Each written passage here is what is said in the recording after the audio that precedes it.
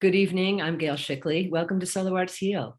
Tonight, featuring actor and playwright Joanna Rush performing an excerpt from her latest play, No Malarky, in a special edition of our show that speaks to the healing of our body politic with humor and grace that distinguishes Joanna's remarkable career from the Broadway stage, the silver screen, and more. And Joanna also is an original member of our Solo Arts Heal collective. Solo Arts Heal began in 2020, just before the rise of the pandemic, when theaters closed and we were asked to share our stories on the Marsh Stream, the brainchild of another illustrious member of Solo Arts Heal, Stephanie Weissman, founder and artistic director of the Marsh. Since then, we've regularly broadcast shows born from the art of storytelling and performance at the intersection of education and advocacy about health and healing. Shows that embrace the healing power of the arts over a wide range of mental, emotional, and physical challenges, and with talkbacks that offer insights and resources for our audiences. This has grown to include issues of social and environmental justice, with the recognition that how we treat one another and how we treat our planet is all connected. Both theatrical performance and a discussion about our body politic are before us tonight.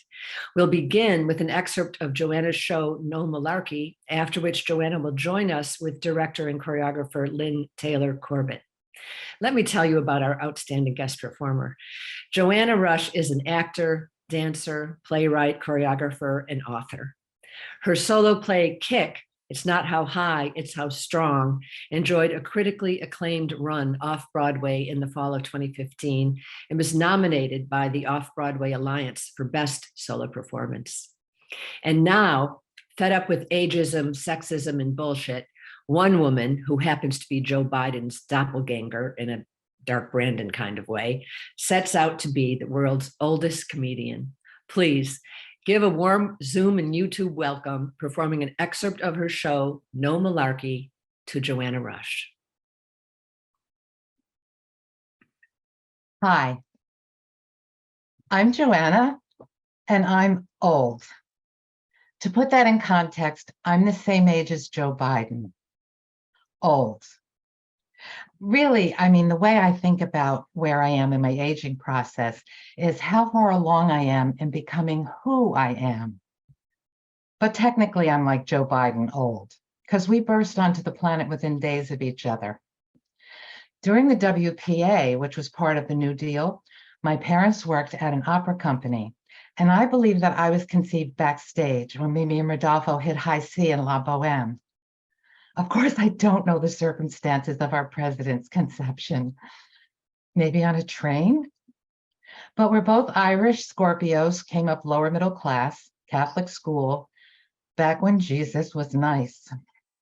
So I get hurt at all the age-related insults hurled at Joe. You know, he's decrepit, doddering, demented. All the vitriol directed at our president has been making people crazy.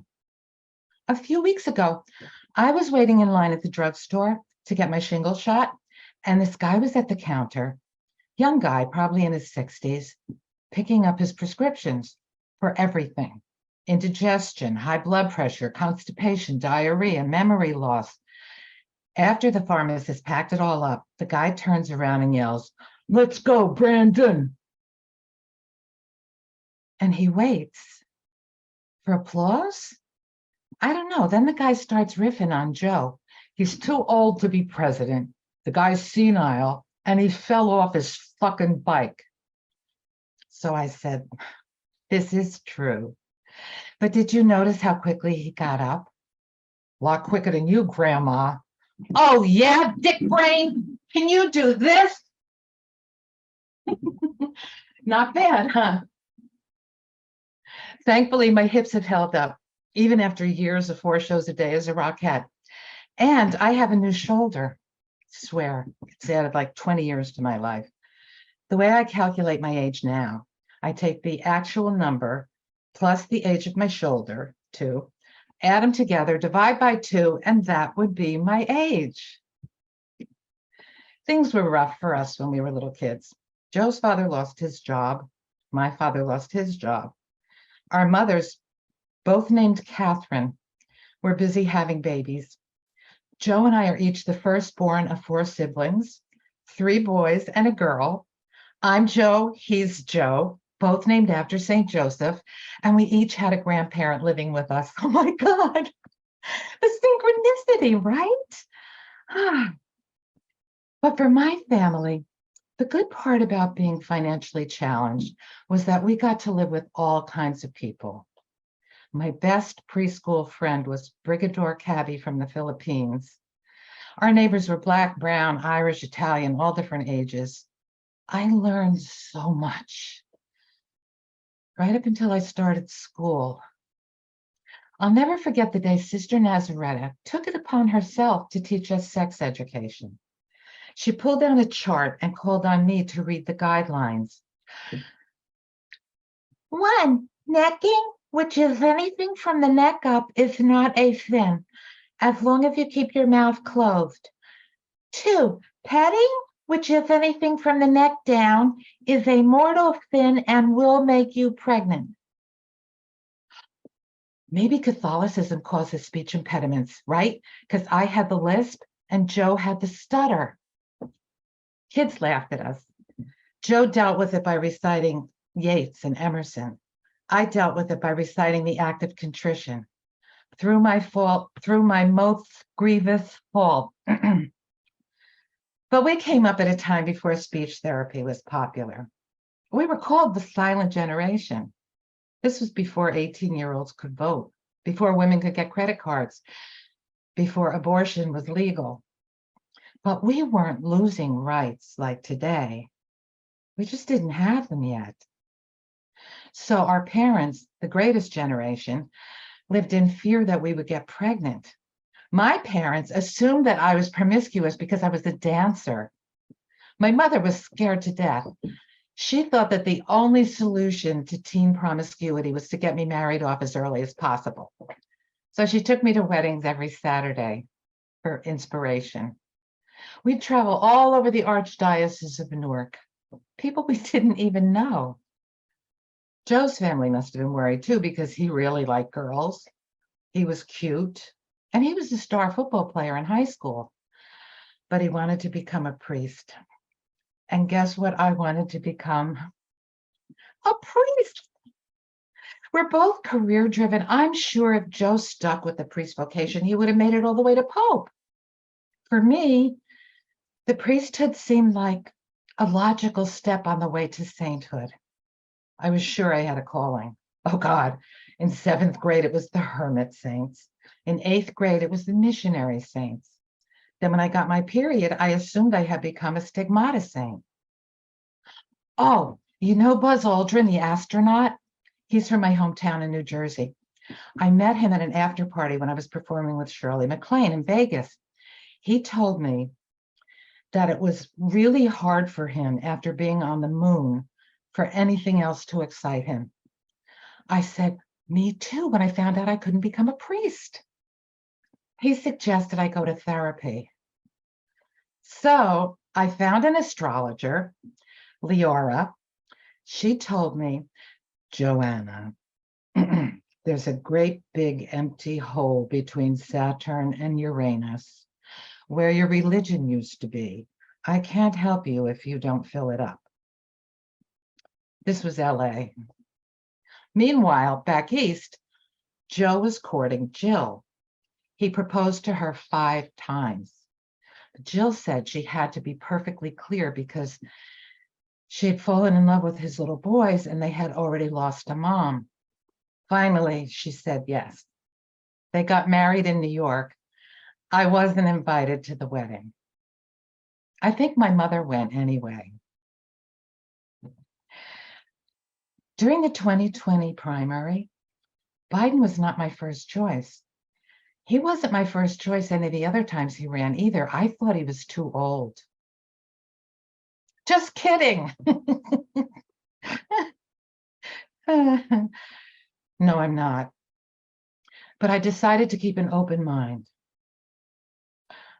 I also didn't vote for Jimmy Carter during his primary. He seemed too nice. And what would a peanut farmer know about anything? Oh, the earth. On a very sunny day in 1979, Jimmy climbed up on the White House roof and introduced his solar panels to the country. Reagan took him down. But Jimmy, he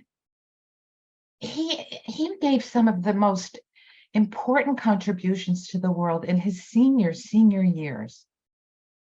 So what age is it okay to be in this country? I want to know. I mean, as a dancer, I figured I'd be put out to pasture at 30. So anything in my 20s seemed to be fine. I love birthdays. I thought they would keep getting better and better until my 40th, when my agent took me out for lunch and fired me for being too old. I really worry about my kids, and I have grandkids, so now I have to pay attention to reverse ageism. And what do you know? Right now, according to Fox News, the age that's not okay to be is 18. Because kids don't want guns, they don't want racism, they don't want fascism. They want to read books, they want to express themselves.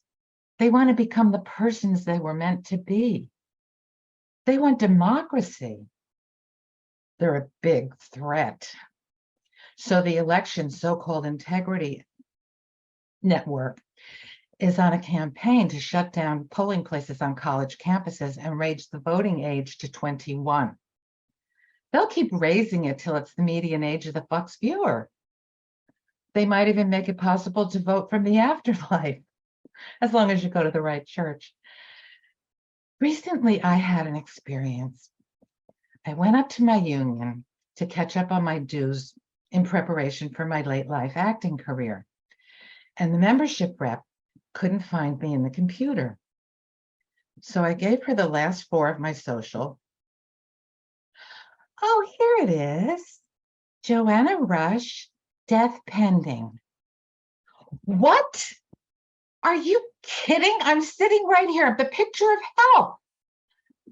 She looks further. No, it says right here, awaiting confirmation.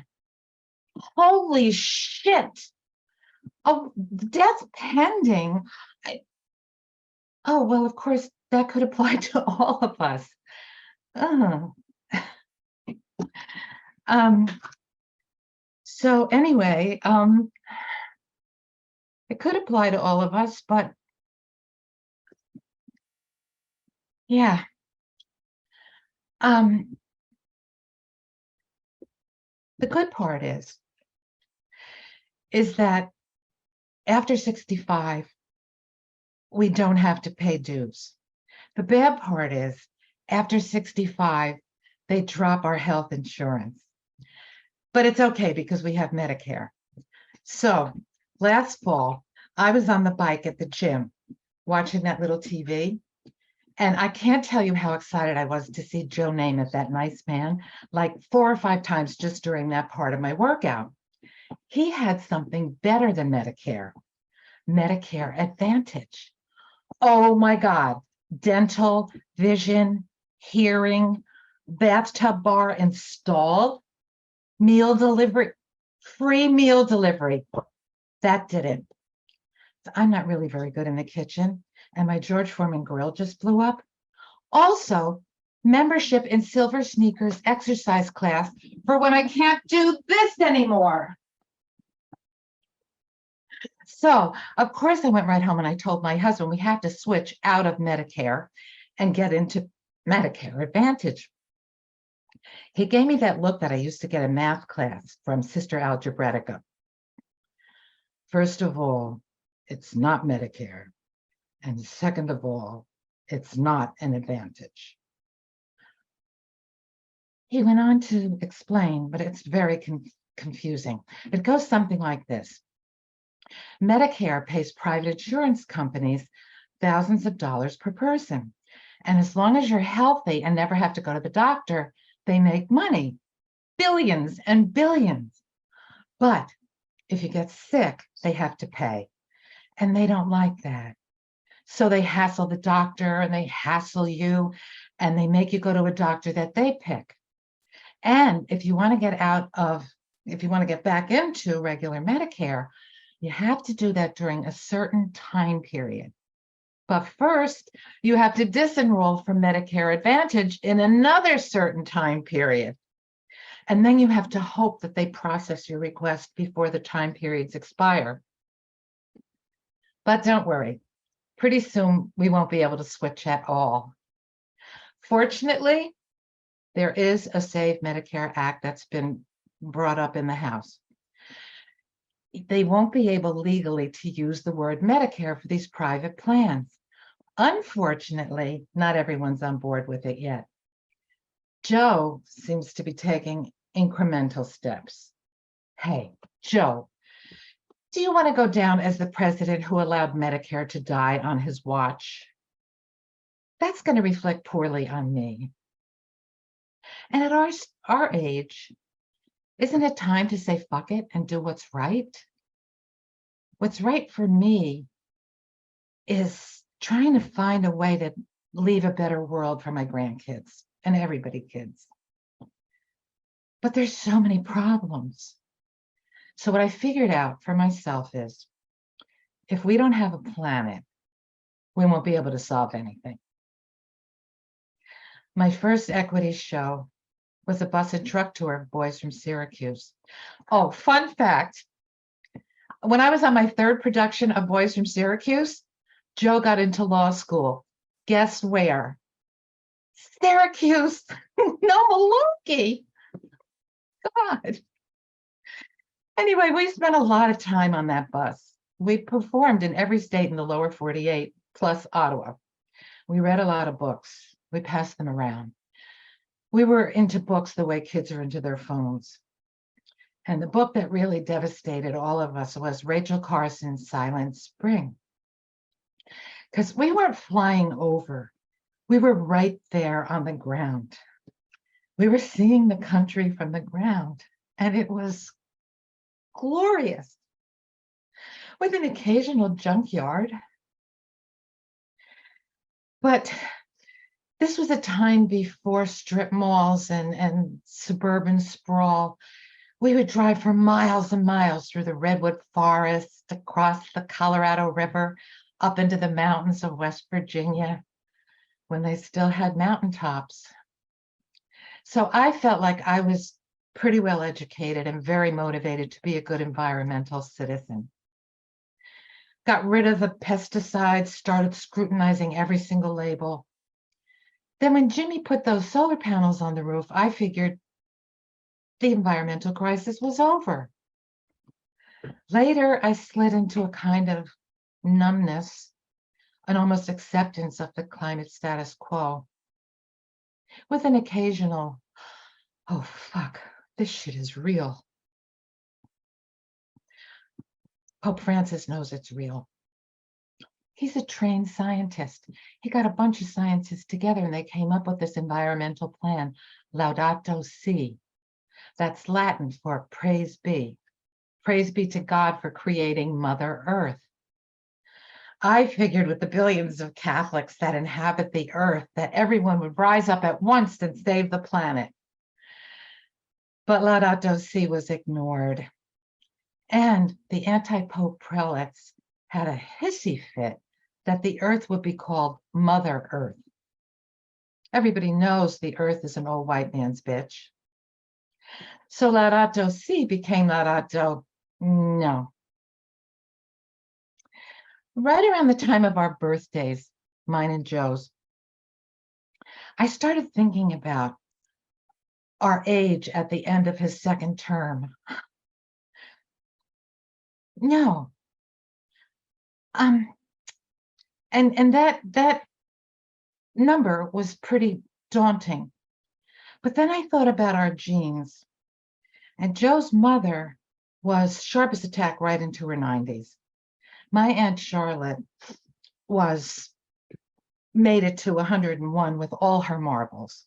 She starred in a charity fashion show at 97. These women spent their whole lives working to make a better world. It kept them vibrant. You're never too old to do service. And that's when I discovered this organization, Third Act. You have to be old to get in, like 60 and up. Oh my God. And it's for people who like don't want to sit around and wait until they croak, but want to get up and take action right now. It was started by Bill McKibben, who brought us 350.org. So last winter, I was at a workshop, a third act workshop in Berkeley about how to use the arts to serve the cause. Painting together, singing together, creating really bonded us. We were getting ready for a demonstration at Wells Fargo Bank to try to get them to stop funding fossil fuel industry.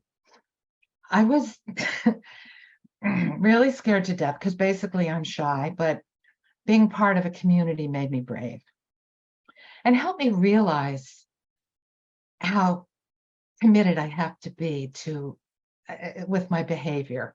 Like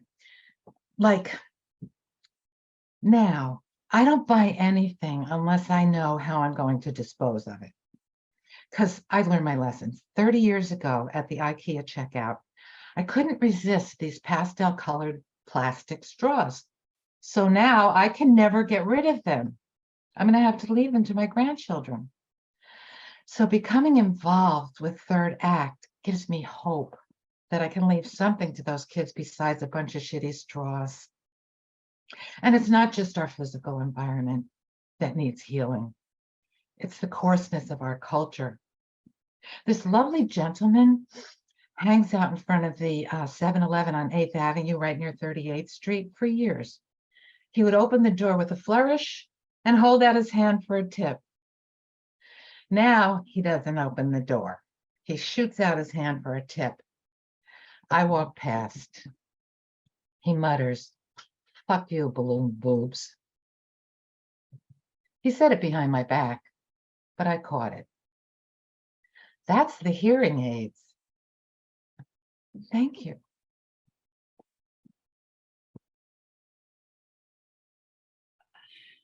That's wonderful. You make me laugh so much. You have such humor and grace, truly. What a wonderful performance. Thank you. Thank you. We have, I think right away, I'd like to bring in your director who's with us tonight for our discussion. Lynn Taylor Corbett is a two-time Tony nominee for Swing on Broadway and has choreographed for dance companies all over the world, including American Ballet Theater, New York City Ballet, Alvin Ailey Dance American Theater. Distant Thunder, the show she wrote with her native son, Sean, will be traveling to Canada next year. And she's thrilled to continue her professional relationship with Joanna Rush and No Malarky. Lynn, welcome. Thank you so much. And thank you, Joe. That was terrific. Well done. Really well done. I just want to say that one of the things I love about Joanna is the fact that my son is a mixed race native, and that in that culture there is a real a different take on elders and what they have to offer.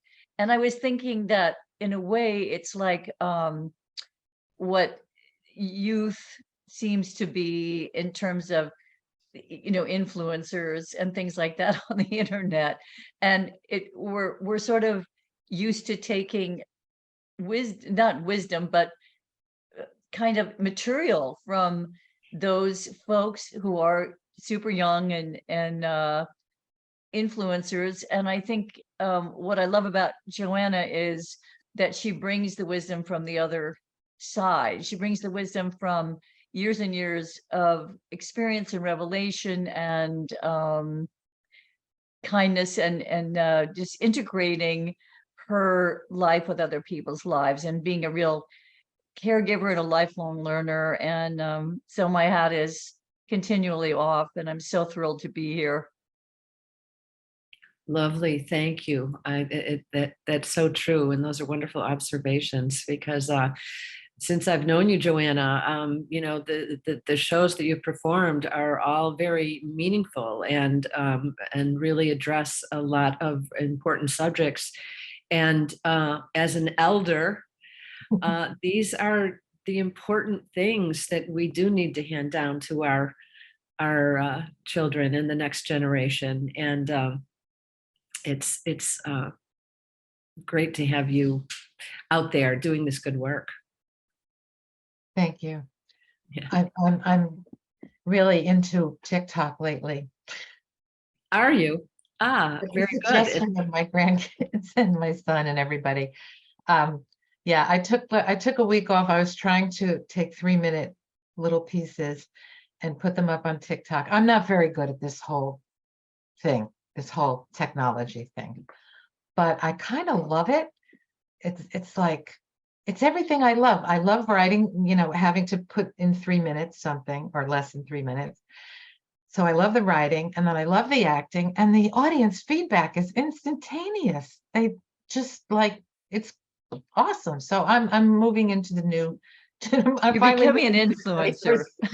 21st That's right. Finally. So Yeah. yeah, it's a two-way street. Your grandkids, kids and grandkids to teach you that, and you're teaching them, back. So that's beautiful. Yeah, and that's quite a platform, such a popular platform, is social media everywhere for people to navigate and learn from. Yeah. Yeah. So tell me more. I appreciate what you were saying, Lynn, in terms of the work that Joanna does, and you've worked with her on other shows as well. Yes, Um, for many years, actually. Tell us about some of that. Well, I think we first met through a mutual friend who's a director, and he said, I know this woman, and I think you should meet her, and she has so much to offer, and I think I'm not the right person to help develop a show with her. And we met and clicked. We're both dancers, we're dancers, and just had a lot in common in terms of how we saw our role in the world. And we developed what later became Kick together. And then I was lucky enough to be able to help her with it off Broadway. And that was extremely fulfilling. And I was workshopping with you, Joe. We were doing Kick in Ohio when we workshopped Accidental Mummies, which was sort of a cautionary tale about not being able to get health care for women. And lo and behold, what we never thought would come to pass has. So it's just really been a long relationship with a lot of interesting content, both personal and professional. And this is, I love that No Malarky is maybe in many ways the simplest of the shows to perform. One person, one, microphone. I mean, but the content is so rich and can change. I mean, it can be rewritten like in a day to respond to what's going on. And that's really a lot of that's exciting to me, that you're always changing and growing and refreshing the subject matter. I want to just mention really quickly. You mentioned Accidental Mummies, and we there was really a warning about losing abortion rights, and it's something Yeah, we're facing right now. absolutely. And also that Kick, the play, was chosen to be performed for International Women's Day event sponsored by the United Nations Council on the Empowerment of Women and the Hunger Project. And you have a book, Kick, don't you, Joanna? I do. Can you see it? It's right there on the bookshelf. Is that red book? Lovely. I'm such a Wonderful. promoter. I'll wheel back and get it.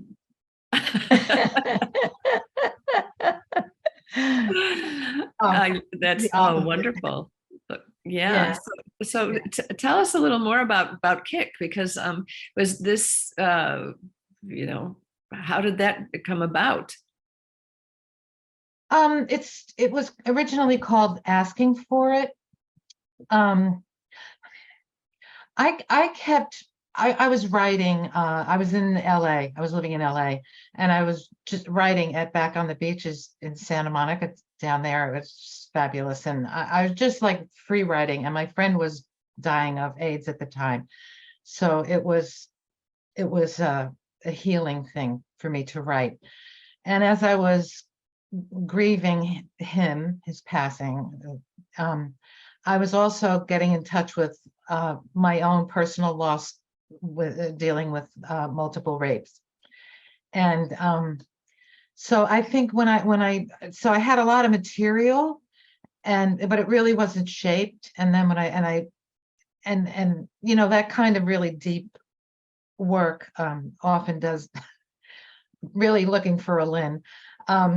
And so, and also it's funny. I mean, I know it sounds terrible. It's about rape, but I mean, there's a lot of humor in it. And so it was challenging balancing the comedy and the pathos. We had to try it out with audiences a lot and learn so much from them. A young man came up to Lynn and told her that he never realized that he was guilty of date rape, and miracles happened, and a fraternity added to their mission statement, respect for women. Things like that happened. So I think we found the balance of the humor and the pathos. I really, and I think that was the best way for people to get that message, was with the humor.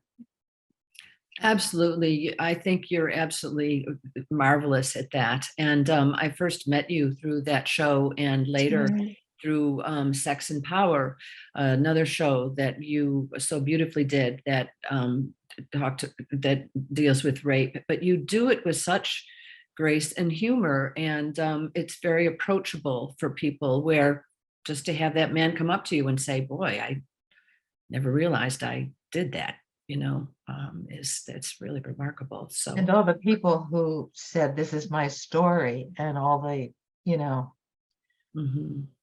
Right. And so Sex and Power to me was my attempt at finding ways to heal that. And I tried to focus on men. I mean, as having 3 brothers and a son and 2 grandsons, there's a lot of men in my life, and a husband, and so that's what that one was about. That was great. Loved it. And this new one, No Malarky, the same thing. I was just laughing throughout. It must be hard to perform when you can't hear us laughing, but we certainly, I'm sure the audience. Challenging.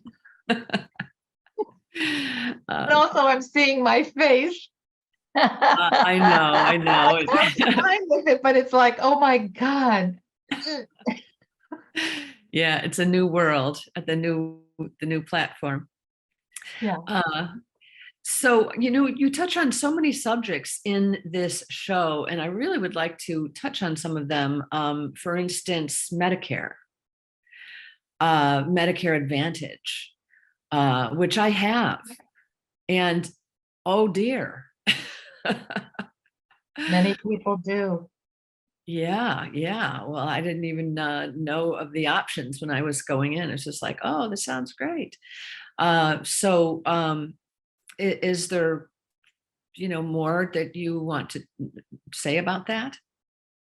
Well, there is this Save Medicare Act. I mean, there are people aware of it, and they're trying to do things. I mean, my own representatives, I'm in Massachusetts, and they're signing on to it, and they're very concerned about it. And the Save Medicare Act was introduced in the House, but it probably won't be brought up, during this Congress. Unless there's a lot of public pressure to do it. And I think people are discovering now, when they get sick and they don't really have the support, there's a little bit more information about it. But the Save Medicare Act was introduced by Mark Pocan, Ro Khanna, and Jan Schakowsky in the House. So I think if people like get in touch with their representatives and tell them to get behind that Save Medicare Act, because the other thing that happens is all the money that is being put into this Medicare Advantage is taken away from the Medicare, it's taken away from Medicare. You know, I'm not sure of the number now, but I think there's almost less people in regular Medicare than there are in Medicare Advantage. So it's important, and we have to stay on top of it. And It's not really just false. It's old false people, like, advertising. I mean, it's a false name. It's completely, I don't know how this isn't just an outcry that instantly gets addressed by the government, because it's a scam, really, to call anything Medicare other than what was intended as Medicare. but it's so seductive, and who would know? I mean, really, and Joe Namath and they're on constantly For pushing this. shame, Joe. For shame. Another Joe. Well, plus it's so much, like I get, as we all, I'm sure, so much email, so much political email and texts and all the rest. And for a long time, when I was seeing Save Medicare, I'm thinking, oh, they're never going to get rid of Medicare. I mean, you know, not realizing this divide between the two Medicares. Yeah. Way So of I'm getting rid of thinking, Medicare. It's yeah. just a backdoor way of getting rid of Medicare. Yeah, because I To thought be that's never going to so happen, but tuned it in. is happening. Yeah. Ooh. So thank you for that. And I hope that really, you know, people listen and will act on this. I certainly will. Yeah, thank Great. you. Another big topic. I love that you bring up Jimmy Carter and the solo, I mean, and the solar panels on the White House that were taken down later, and that you mentioned that you weren't going to vote for a peanut farmer. Or what's he going to know? Oh yeah, the earth. And so this is also a huge subject in my life Yeah. and all of our lives now, because of climate change and because of what we've been facing just this season, let alone all the previous ones, and the devastation that's being caused. I do want to give a shout out to the Sunrise Movement and the youth movement, who is just incredibly active. There's Sunrise in every single state in the union, and many of them in some states. The youth really get it. They are one suffering from it, and you know, it's good we have to continue to be leaders and talk about these issues. So tell me more about Bill McKibben and the third act. You know, you did describe it in your show, but it's something worth repeating. Yeah, well, first of all, like I say, you have to be old to get but we're working intergenerationally. I mean, you know, the whole thing is to support the Sunrise kids and everyone who's working to bring about change. I find it, I don't know Bill McKibben personally. I've been a fan for a very long time, and he it always starts at the top, I think, in the organization, but I find it the most loving and supportive group of people. And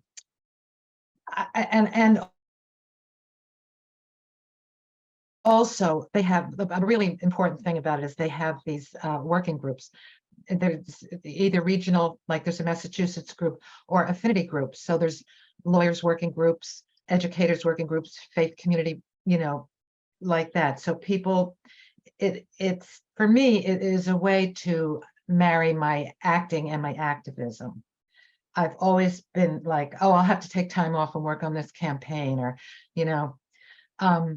So this is where and artists are welcome. There's a creatives group, and I'm one of the facilitators of the creative group, along with Jeremy Kagan, who's an amazing film director. And so it feels like a home. It feels like an artistic home, and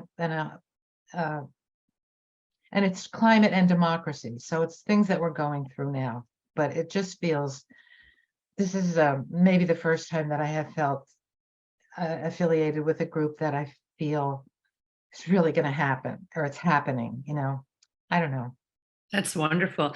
It was Bill McKibben that early on said, where are the artists? When he was starting with 350.org, and that was before. Now we have more artist groups like the Arctic Cycle and Anthropologists. There's different arts groups that are doing live performance around the issues of climate and other environmental. Well, it's all related. This especially is just fantastic to have. Really, I think the third act. Just love the whole title of it. As elders really coming together, but also professionals that have the chops to be able to do what you do in your work and put on creative pieces, because that speaks to us all. Our art, performing arts, here we are. Yeah, and visual arts, and yeah, it's true. And writing. I mean, Bill McKibben wrote The End of Nature in 1989. Wow. Which seems like just yesterday, but and he's written like 12 books, I think. I many books. There's so many issues to deal with in terms of the lack of water. We're running out of water, and how do we, there's such we're running out of food. I mean, we're overfishing and we're over everything, and this is a serious problem with the populations on this earth, and how are we going to survive? And we look at the great poverty that's happening, and Yeah, and the island nations. It's just, And this summer, I think, is I just read this book, Not Too Late, by Rebecca Solnit. You probably know Rebecca Solnit's work, and her brother David Solnit did the illustrations. And but this I started reading it before this summer started, or like right at the beginning, and one thing after another, and I'm like, are you sure it's not too late? I mean, it really feels like we've crossed a red line or something. Yes, we're in a dangerous place, but we will keep pushing forward, because there's a lot of really good work happening. And talk about no malarkey. I think the Biden administration has passed the Inflation Reduction Act.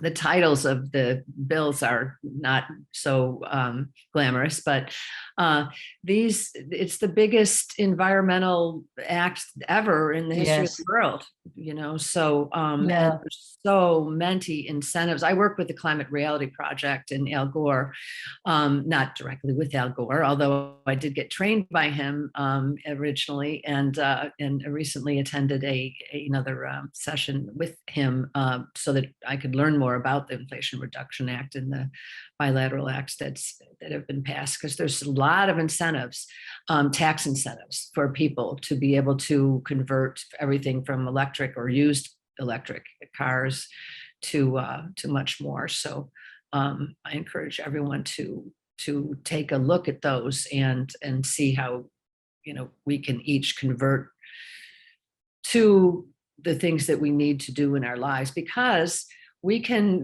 call for all the bills and call for all the things that are happening, but it starts at home. It starts with us, in terms of, you were saying in the show, the plastic straws, which is very funny. True. The plastic straws handing down to your grandkids. What are you going to do? Don't idle your car when you're sitting in front of a store. Don't idle, just turn it off, step out of the car if it's hot, get into the shade and get back in when you need to go. I mean, it's just so simple. I mean, it's small things, and many people think, oh, that little bit of something won't help. But if everybody is moving in that direction, it will help.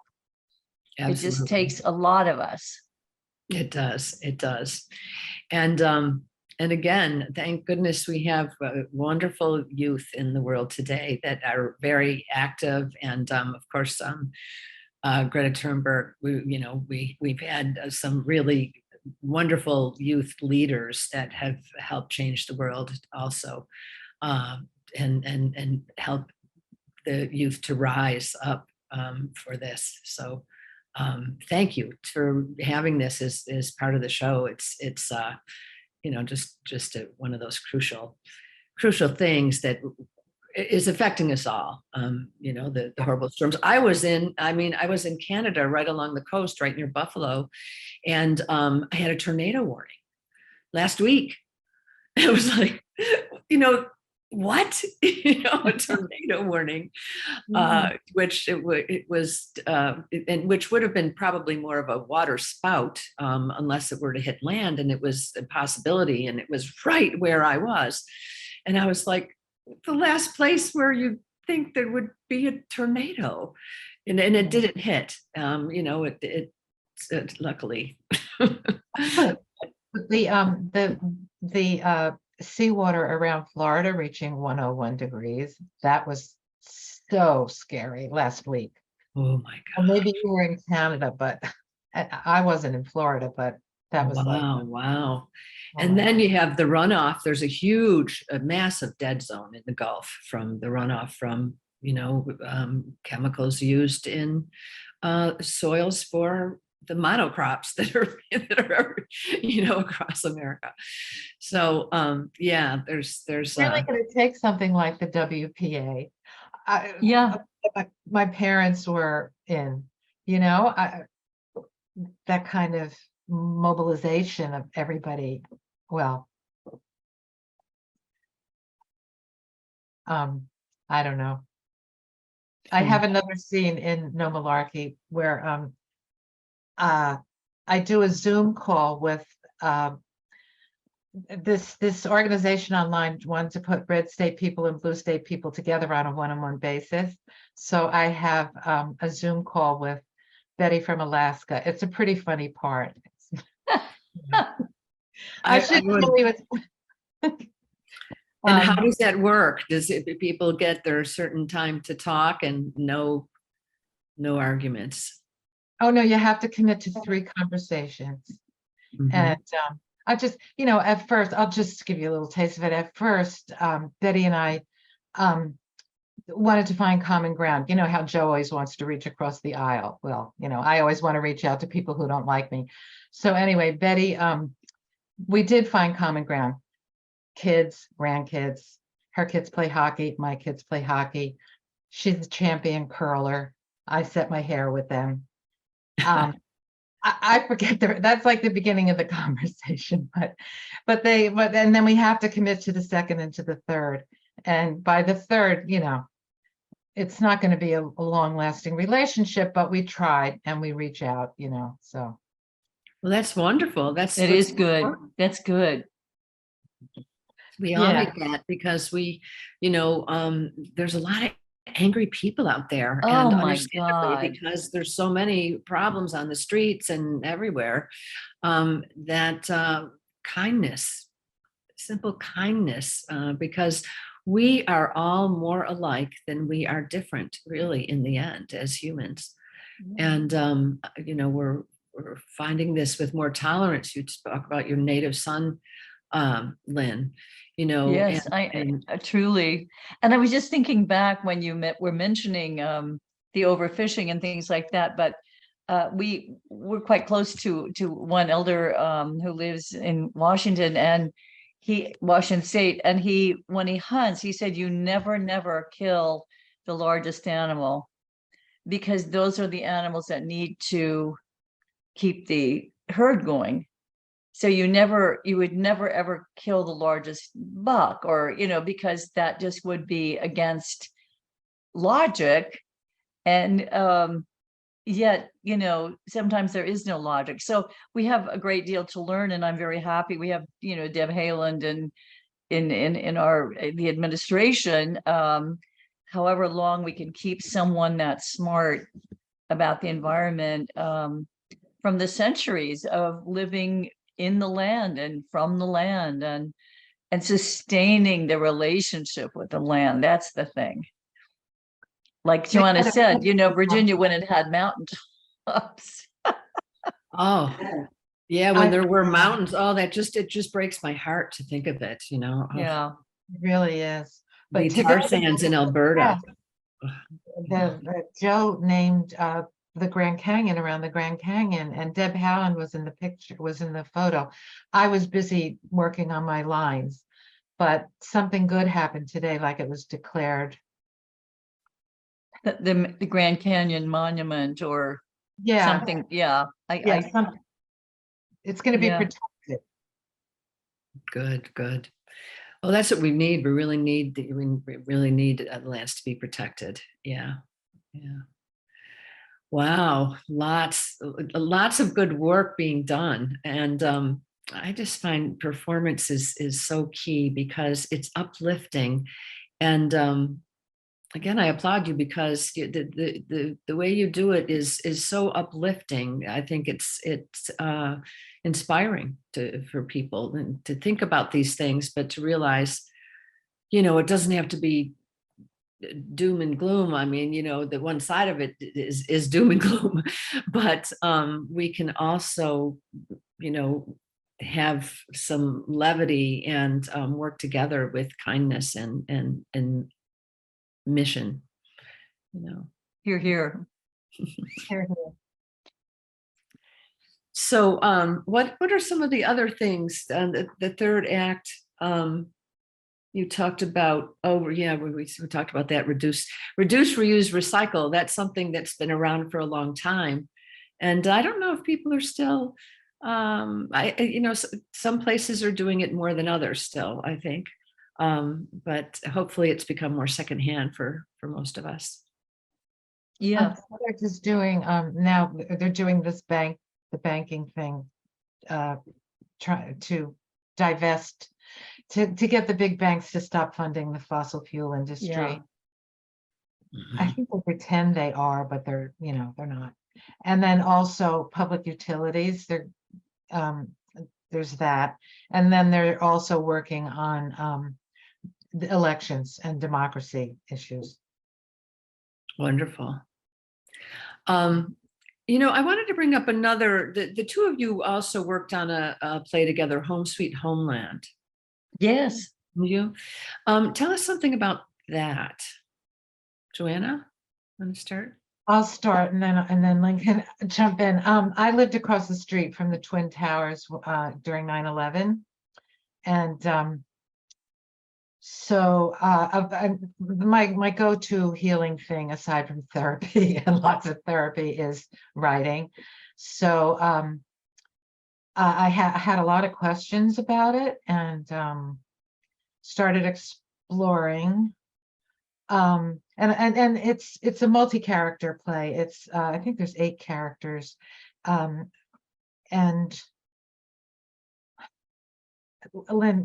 Lynn.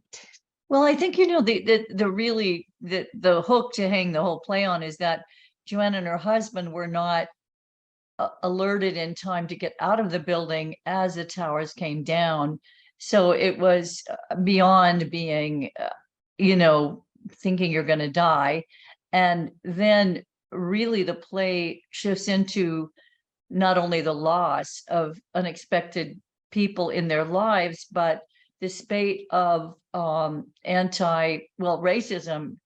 first afterward, which was, fanned by many people. It's just like, people that they were neighbors with, or, suddenly were suspect. And I think the play examines that and also carries this couple through nearly imploding because of the experience they've had together, and then getting out on the other side and dealing with the loss of it, and I thought that it was a really very timely, because it's sort of a metaphor for, when the house burns down, do you blame each other, or do you try to figure out why the house burned down? And I felt that there were questions that have never been answered, and I don't mean tin hat conspiracy theories, but there were a lot of odd facts that came out that seemed to be kind of explained, but